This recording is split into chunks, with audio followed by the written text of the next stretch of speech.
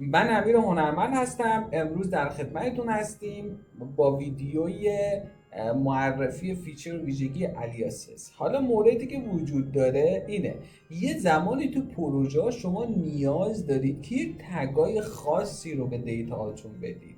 یعنی ممکنه که مثلا میگم الان ریژن من رو اگر نگاه بکنی، ریژن من اینجا داره چی میگه خب 4 تا حالت داره. بچه برای دیدن این که اون ستون چه محتوایی داخلش وجود داره، روی آپشنش کلیک راست میکنید و گزینه دیسکرایب رو میزنید.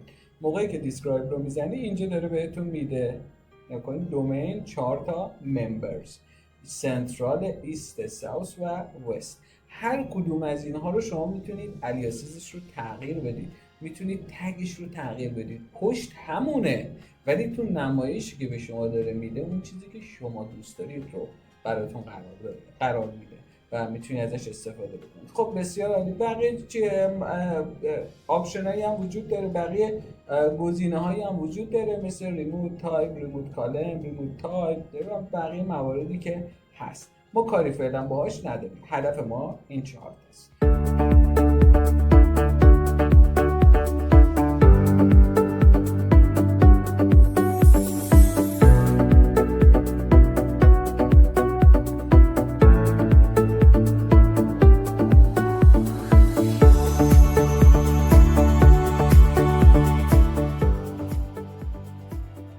خب میایم چیکار میکنیم؟ روی آپشنش کلیک میکنیم و روی گزینه الیاسز میزنیم. یه باکسی اینجوری باز میشه. من این باکس بزرگترش میکنم. خب شما اینجا یه دونه نوشته ممبر الیاسز، یه ستونه که فعلا هیچی توش نداره و ولیو که نوشته الیاس داره بهتون نمایش میده.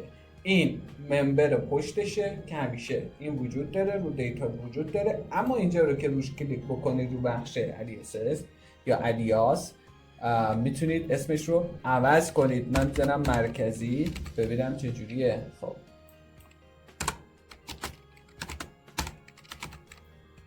به محضی که زدید اینتر رو میزنید، نگاه کنید یک ستاره جلوی الیاس انداخت، تو ستون هز الیاس انداخت. دوباره من میام درست جنوبی رو هم وارد کنم و غربی. بسیار عالی. اینجا چند گزینه دیگه وجود داره به اسم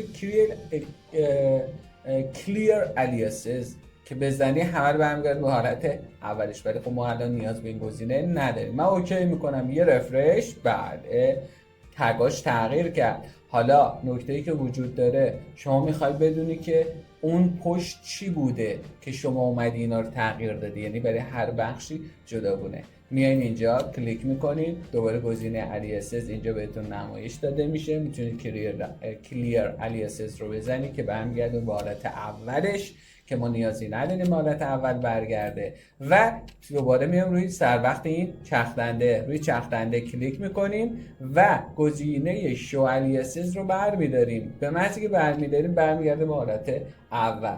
خب دیدی همه چی اوکی بود، هم مواردی بود که شما تغییر داده بودی کاملا درسته. دوباره میای رو چرخدنده کلیک میکنی و شو الیاسز رو میزنی که تیک دار میشه. بچه نگاه کنید اینجا تیک دار میشه. اینجا یه بخشی داره که سورت اسندینگ دیسندینگ A to Z و بقیه مواردی که وجود داره. و اینجا تعداد رکورداییه که به شما نمایش میده. من 10 تا رکورد میخوام بهم نمایش بده. 10 تا رو میزنید اینتر میکنید و 10 تا رکورد رو بهتون نمایش میده. این هم گزینه الیاسز خیلی تو پروژه شاید کار رو انداز باشه براتون و بتونید ازش استفاده بکنید. آپشنیه که در اختیارتون قرار داده. شما میتونید اون ستونهایی که تایپ دایمنشن دارن به راحتی تغییر بدید با تگی که دوست دارید و روی ویژوالیزیشن بتونید ازش استفاده کنید. اگر این ویدیو برات کارآمد بود ممنون میشم لایک، کامنت و سابسکرایب رو فراموش